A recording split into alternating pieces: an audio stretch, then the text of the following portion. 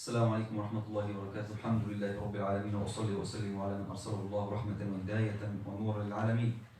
All praise due to Allah subhanahu wa ta'ala, Lord of the worlds, whose mercy and guidance we seek. And may Allah's peace and blessings be upon the last and the seal of all the prophets and messengers and the master of all mankind, Muhammad sallallahu alayhi wa sallam, upon his family, companions, and upon whoever follow his footsteps to the day of judgment.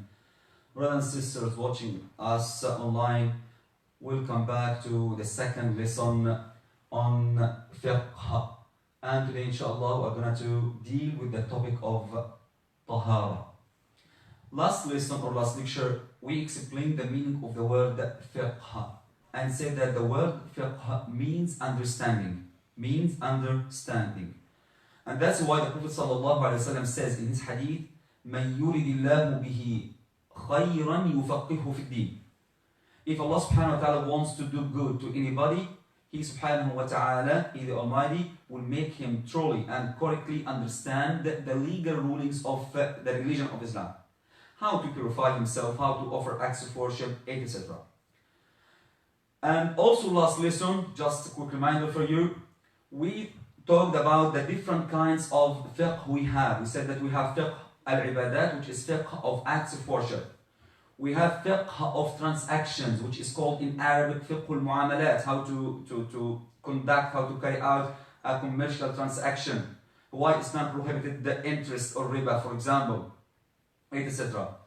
And the third kind of fiqh is the fiqh of judicial systems or blood monies, something like that, which is called in Arabic fiqh al-aqdiyah wa al-dima. Inshallah Rabbil Alameen, today we are going to complete our lesson on Taharah. We said that Taharah, Allah subhanahu wa ta'ala Almighty likes and loves those who frequently purify themselves and who frequently make repentance to Him. Inna Allah yuhibbu at-tawwabina wa yuhibbu al-mutatahhirin. And we said that the Prophet sallallahu alayhi wa sallam instructs us to use water when we are going to make purification. But on condition that this water should be pure. This water should be pure, meaning that the color of the water, the smell of the water are not changed in any way. The color and the smell of water are not changed in any way. Water, that's to say that water is still in the original case Allah subhanahu wa ta'ala creates it on. Water is still in the original case Allah subhanahu wa ta'ala creates it on. And we said that the water or the rain coming down from the sky is considered a blessed water. As Allah subhanahu wa ta'ala says in the Quran, وَنَزَّلْنَا مِنَ السَّمَاءِ مَاءً مُبَارَكًا. That's why it is a sunnah from the Prophet sallallahu alaihi wasallam. When it is raining down, he sallallahu alaihi wasallam used to make his body and his head, used to make some of the water or rain comes down on his body and his head in order to get the blessing of that water.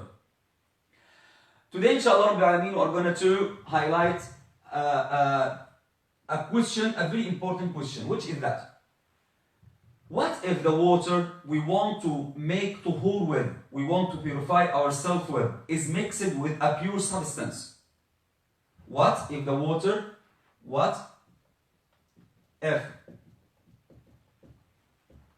the water we want to purify ourselves with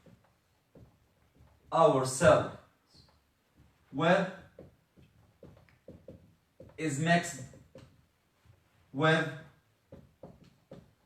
a pure substance? For example, you have a quantity of water at home and you want to add some perfume to it. Some perfume to that water and make ghusl, for example, with that water. Is it allowed or not? Is it allowed or not? It's allowed if there is no alcohol. Is it allowed? Yeah. Is it? It is allowed. Why? There is a hadith on the Prophet sallallahu alaihi wasallam. When one of his daughters died, the Prophet ﷺ said to those women who were making ghusl for her, اغسلنها ثلاثا إحداهن بالسدر, meaning that wash her 3 times and put cedr, there's some sort of perfume in the last time. So scholars said that as long as the substance is pure, it is still permissible for the Muslim to use that water. So the answer, yes, it is. Yes, it is. But what if that water is mixed with impure substance? No. It is not allowed. It is not allowed. But at that question, we should differentiate between the large quantity of water and the little quantity of water. This is a very important point. I cannot say no like that. I should differentiate. Okay? So, if the substance is impure, the substance is impure. So, I have two opinions, or I have two cases. Case number one, the water is too much. I have much water. Case number two, water is little. I have little water. If the water is much, to the extent that its color, its smell are still not changed, so it is allowed to use it. And Muslim scholars, based on the hadith of the Prophet ﷺ, said that the average of that quantity in order to say that this water is large or we have too much water which cannot be changed is what is estimated by 160.5 liters. 160.5 liters of water. This quantity of water, according to Muslim jurists, will never ever get impure by any substance. Okay. If water is under this amount, okay, and its color, it changed, and its smell, it changed, so it is not allowed anymore to be used. So this is a very important point. So these are the two cases for the water if it is mixed with a substance that is impure. Okay, now we should differentiate between two kinds of Taharah or purification. Brothers and sisters, let's ask a very important question, which is that what is the difference between istinja and istijmar? Once again, I have two topics, two terms. Istinja and istigmar, like that. Istinja and istijmar, like that.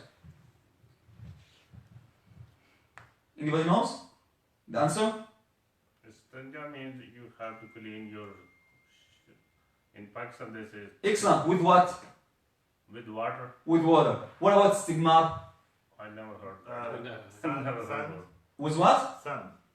With not sand. With any pure substance. Okay. So this is the difference. So istinja means to use water in purification. To use water.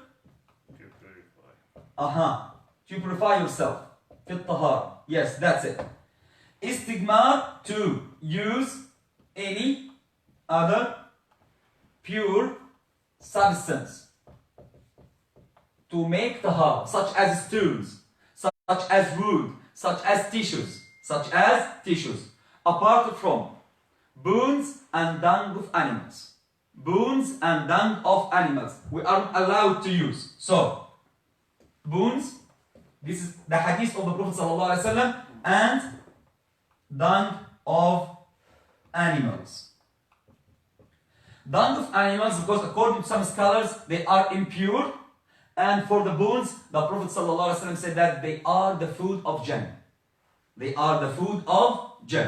So, now, I'm going to want to make prayer, for example. And for prayer, I must, in order for me to pray, and my prayer should be accepted by Allah subhanahu wa ta'ala, I must make wudu. Right or not? Right. In case water is existed. But in case water does not exist, I'm going to make tayammum. I'm going to make tayammum. But here's the point, for moving to that point. If I'm going to make istijmar, how many times should I make washing with this istijmar? 3 times. 3 times. 3 times. Not less than 3 times. Not less than 3 times. So that means that if you have no water, if you are in the desert, if you are in a place where there is no water at all, and you have no means to purify yourself, Islam makes it lawful for you to use stones. Use 3 stones, not less than 3 stones. Use tissues, not less than 3 tissues.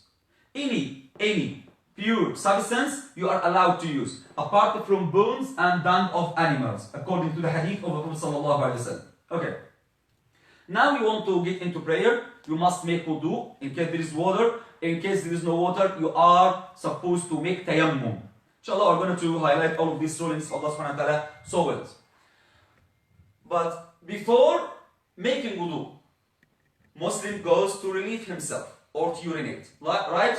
So what are the etiquettes of going to the bathroom? This is very important. What are the etiquettes of going to the bathroom?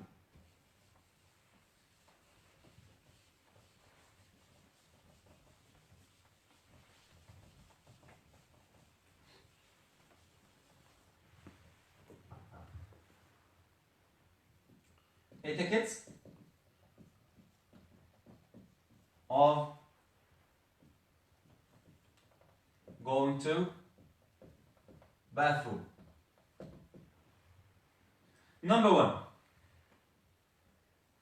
you should make the supplication frequently done by the Prophet sallallahu alaihi wasallam, which is that Allahumma inni a'udhu bika min al-khubuthi wal khabath. Allahumma inni. If you can't say it in Arabic, this is okay. In your own tongue, it's okay. Allahumma inni a'udhu bika min al-khubuthi wal khabath. Oh Allah, I seek refuge with you from the jinn, from the devils, males and females. The word al-khubuth refers to the male devils, and al-khaba'ith refers to the female devils. So, make supplication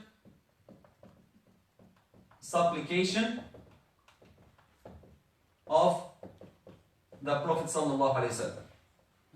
So that's number 1. Allahumma inni a'udhu bika min al-khubuthi wal khaba'ith. Oh Allah, I seek refuge with you from the devils, males and females. Then, you are to enter with your right leg, right? Left? Left. Excellent. So it's the left. And this is a very important point. Because, according to the hadith of Aisha radiallahu anha wa ardaha, the Prophet sallallahu alayhi wa sallam كان يحب التيامن في كل شيء. That's to say that he sallallahu alayhi wa sallam used to do all of his actions with his right hand, with his big hand. Everything he sallallahu alayhi wa sallam used to start it with his right. He sallallahu alayhi wa sallam used to do all of his actions with his right. To the extent that when he sallallahu alayhi wa sallam was going to sleep, he used to put sallallahu alayhi wa sallam the palm of his hand like that beneath his face, like that. This is one of two exceptions. One of two exceptions in which he sallallahu alayhi wa sallam started with the left. When you are going to enter the bathroom, he sallallahu alayhi wa sallam used to enter it with the left leg. With the left leg. And also when you are going to take off your shoes, it is recommended for you to start with the left.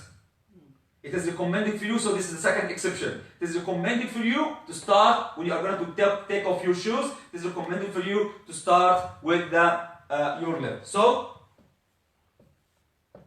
enter with your left. Number 3. Don't mention the name of Allah subhanahu wa ta'ala while you are in the bathroom. Don't mention the name of Allah subhanahu wa ta'ala while you are in the bathroom. And don't carry with you anything which is sacred like the Quran. Anything that might carry the name of Allah subhanahu wa ta'ala or the name of the Prophet sallallahu alayhi wa sallam, you are not allowed to do so when you are in the bathroom. Don't carry anything sacred with you.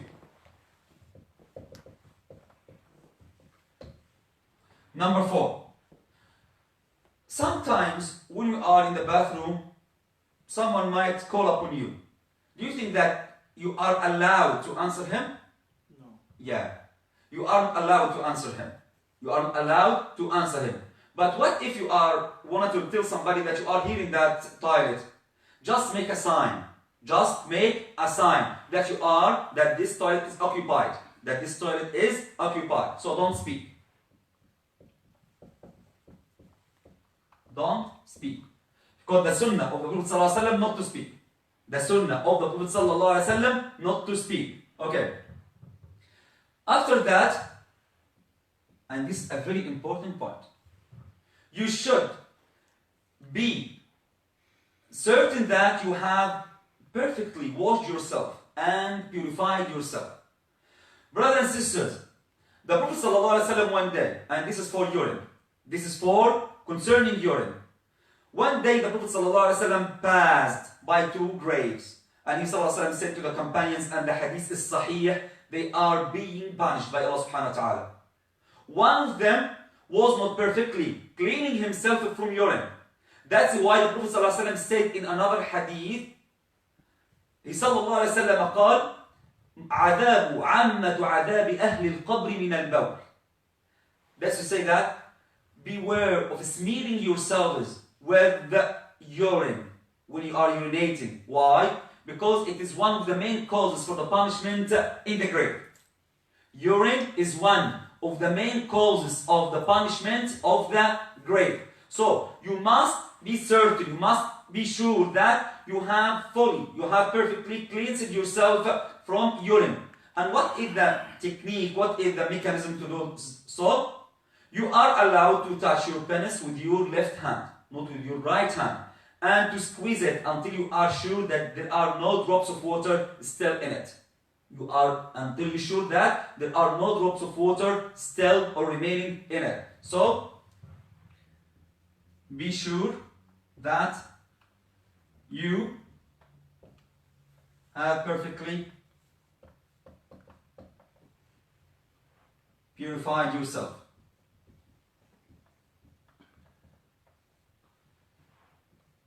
Don't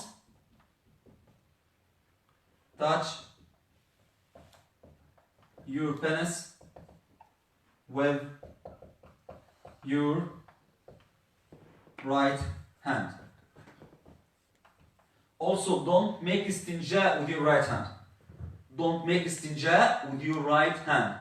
It's also prohibited. It's also prohibited. Why do you think it's prohibited? Because you are gonna eat with your right hand. You are gonna shake hands with people with your right hand. Most of your actions are done with your right hand. So Islam, the Prophet ﷺ declared it prohibited and unlawful for people to touch their penis with their right hands and to make istinja with their right hands.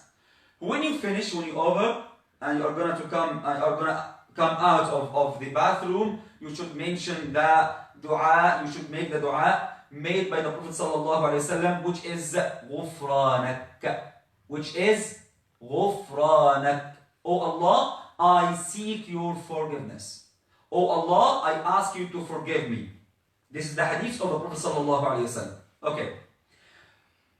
Some of our brothers and sisters might suffer from a disease called salasul bawl. What is salasul bawl?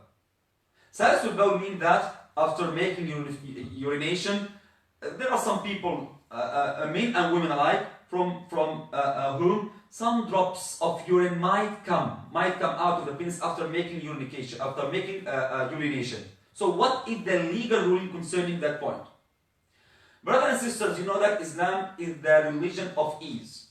Islam is the religion of ease. Allah subhanahu wa ta'ala says in the Quran, يُرِيدُ اللَّهُ بِكُمُ الْيُسْرَ وَلَا يُرِيدُ بِكُمُ الْعُسْرَ. The religion of Islam, all its rulings are very easy to people. Muslim jurists agree that in case anybody suffers from a disease like that, after consulting a doctor, what should he do? It just to make sure while in the bathroom that he has perfectly purified himself. After that, he should wrap up a tissue or a piece of cloth around his penis, or for women to put something to prevent water from coming out, and after that he makes ablution, and after makes ablution or wudu, he is to make prayer, and Allah subhanahu wa ta'ala will accept it from him, inshallah subhanahu wa ta'ala. But he is required to make wudu for every obligatory salah, for every mandatory salah. About the sunan in between, he is allowed to do any number of sunan he wants to do. But he is or she is to make ablution, to renew his or her ablution for every obligatory or mandatory salah. So this is the case of salasul bawl, or this disease.